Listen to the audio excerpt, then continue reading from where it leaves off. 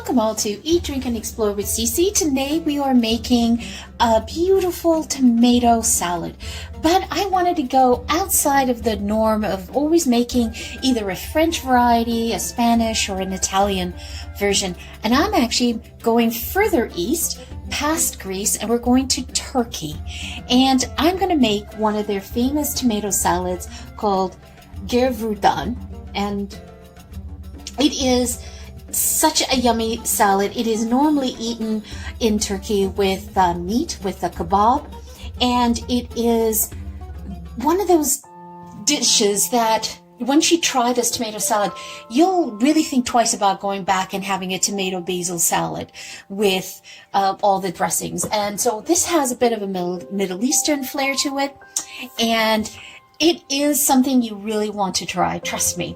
So what I did is I just used a bunch of little baby tomatoes that I had. They looked really nice and colorful. So that was a sort of a big box of 681 grams, 24 ounces of baby tomatoes. But you could use 4 large beefsteak tomatoes, dice them up really tiny, and that should work as well. Roma tomatoes work as well. Any type of tomato, but I wanted to get some color in there.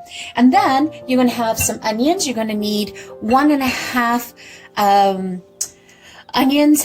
In Turkey, they utilize onions all the time, and it is kind of one of their mainstays that everything that they cook with onion, and it adds something wonderful to this dish, and you'll see that it just adds that. It's one of the frame. Think of it as the frame of the salad. It frames everything nicely in there. And then we're going to use, we have, half a cup of chopped parsley. We've got crushed red pepper flakes. You could omit that. I didn't have the Aleppo chili pepper to go with this dish, so I'm just substituting it with the crushed red pepper, but I'll put it up there, so if you are interested in using the Aleppo red pepper, that will be great. And so what we're going to do here is we're going to need half a teaspoon of black pepper. You need some salt to taste. We've got 4 sprigs of mint, and we've got a cup of walnuts. Now, walnuts does not have to be, you don't have to ground it up. It's all a personal preference. I like my walnuts in the salad to be nice and chunky, right? You want them to chunky because as you start turning them, they will just naturally break. So if you go smaller than this, like if you try to go really tiny, then they're just going to dissolve in the salad, and you don't want that. Now, this is just plain raw walnuts, okay, deshelled in there. If you want, you could do a pan roast on that. But it does change the salad flavor a little bit. So I'm trying to stay as authentic as I can to the original dish. And then you're going to need half a lemon squeezed. You've got garlic. Now you can add as much garlic that you want or not. You've got cumin. That is a major component in this tomato salad, is cumin. And the other star of the show is pomegranate molasses. That is like super, super important. This is something that's typically used in the Middle East. So this pomegranate molasses is used in the Middle East, and in Turkey it's called na eskish. And this is very different. You want to get pomegranate molasses. You don't want to use pomegranate syrup or pomegranate sauce. It's very different, because what pomegranate molasses is, it's simply taking pomegranate juice and cooking it down.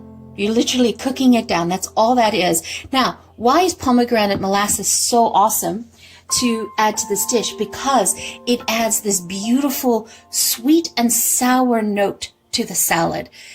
Oh, just divine. It's think of it as the Middle East balsamic vinegar. Tomatoes. Again, you want to make sure that your tomatoes are diced. Okay, so you can see what I've done here. I've diced them. I've taken the baby tomatoes and the grape ones. I cut them in half and then quartered them in that. And you'll see why I did it this way. And I like to have different shapes of sizes in there. So, and all this is now is once you get all prepared, you want to make sure that your onions are diced. Let's pop that in. And you know, this salad is great in the summer, but it's actually good all year round. And it goes so well with grilled meats that you're doing, whether it's on the barbecue or in the oven. And now we're going to add in our seasonings. So this one's going to need a teaspoon of cumin. You want to sprinkle that on top of the garlic, of the onion. Going to need a half a teaspoon of black pepper. I'm giving you general ingredients, right? Measurements here. But you definitely use this to put into your taste. I find that this is the perfect ratio for me. So I'm putting in 1 teaspoon of salt, and I'll go and adjust the salt later. I'll go and adjust the pepper later once we get this all going. And the idea is to have it all amalgamated on top.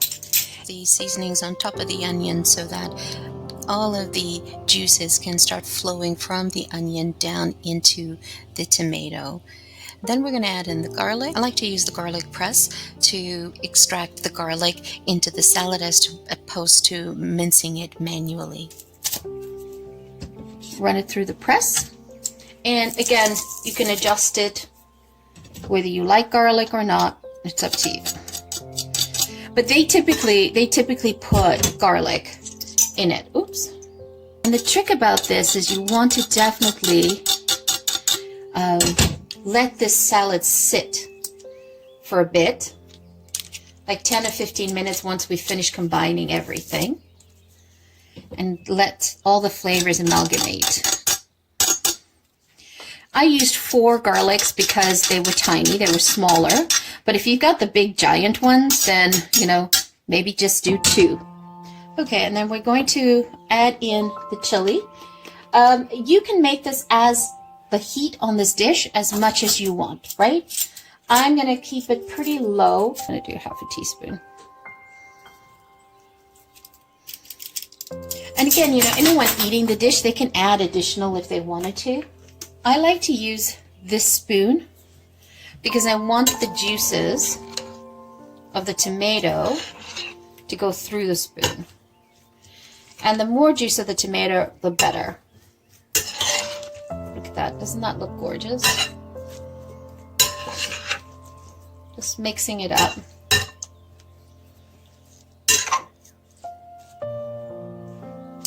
And for that, we're going to need 3 tablespoons. Start with 3 tablespoons and then adjust it as you go, right?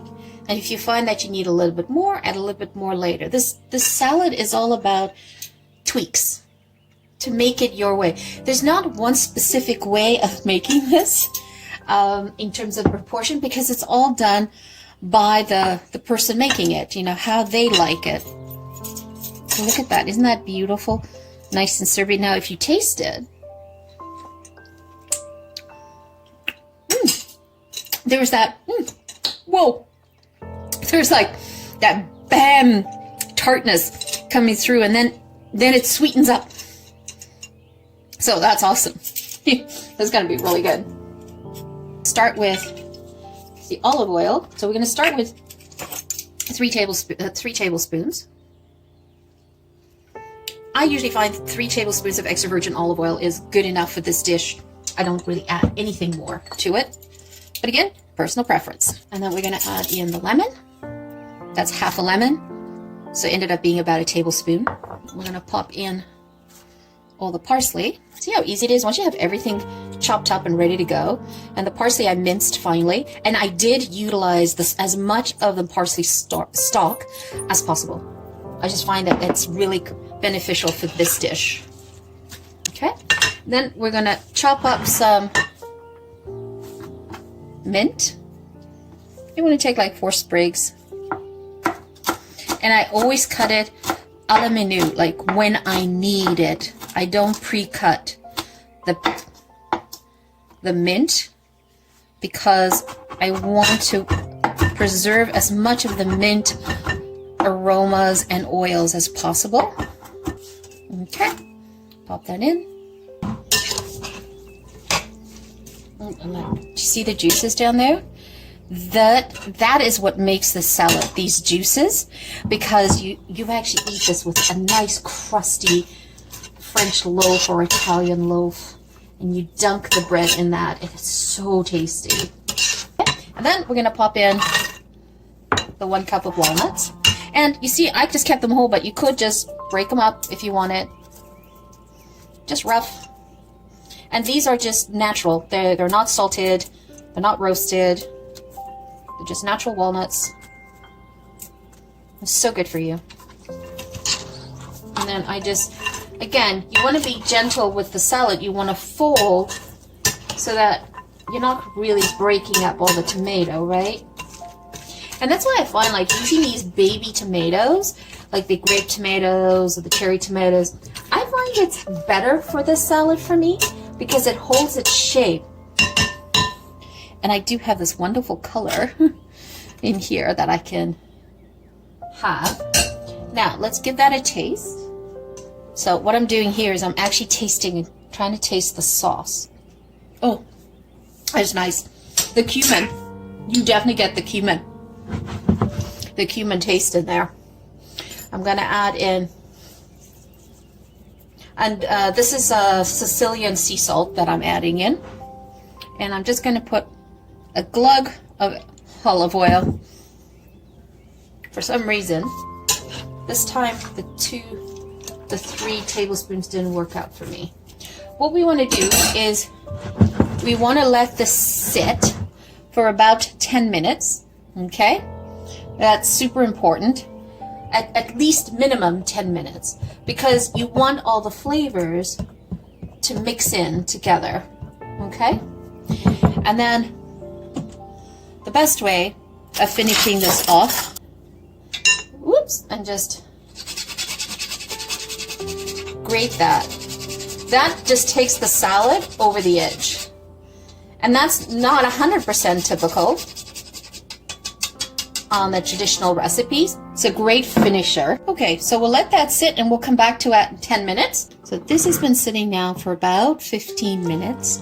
So you can see that all the juices have been extracted even more. That is how you want that salad to appear. And how do you serve this?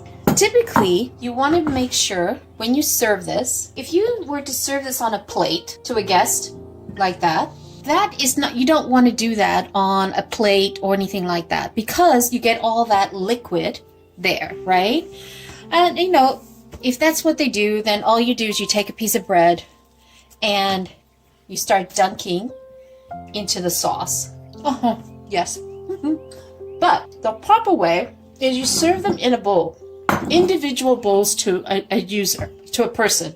You can go bigger or smaller. You see how I'm giving them sauce? And this becomes their individual bowl that they can eat from. Oh, I love it. It has all these Middle Eastern flavors to it. So, so nice. So much different from a French Provençal tomato salad or an Italian tomato salad with basil or even a Greek tomato salad. It's like the same ingredients, but with 1 ingredient extra with the cumin, the nutmeg, actually more than 1, but the cumin, the nutmeg, and also the pomegranate molasses to replace the balsamic vinegar, to replace the red wine vinegar from France, the balsamic from Italy. It is so good. Another way of eating this is people will just take this and they will pop it on like that and eat it that way, or they'll just go in, because it's their own plate, right? They'll just go in, grab a bit like that, because in Middle East and Turkey and that, they eat a lot with their hands. It's very common to see that. You don't really need anything else to eat that. I mean, a bowl of this with some bread, that is a great lunch alternative. And also having the walnuts in there, it adds that crunch to the dish, so you get all of the different components in your mouth. And this is really, really good with grilled kebabs. So if you get a grilled kebab and that, the flavors counteract each other just perfect. Oh my, that is like so good. So there you guys have it, Gavurdagi Salad, and it is like Mediterranean appetizer you could put out there. It's different. People would not expect these flavor components when you serve it. Once again, thank you so much for joining me. Greatly appreciated. If you're new to the channel, welcome. If you're a returning champion, thank you for showing your love. If you have not yet subscribed, hit that subscribe button and that bell notification so that you can get notified for more of these yummy recipes that I put out there. I'm really trying to expand the recipes that we put out there so we can incorporate the world, because there's so much out there that we can learn from each other. So once again, thank you so much for joining me. Have a fabulous evening. Ciao for now. All right, I'm just stopped.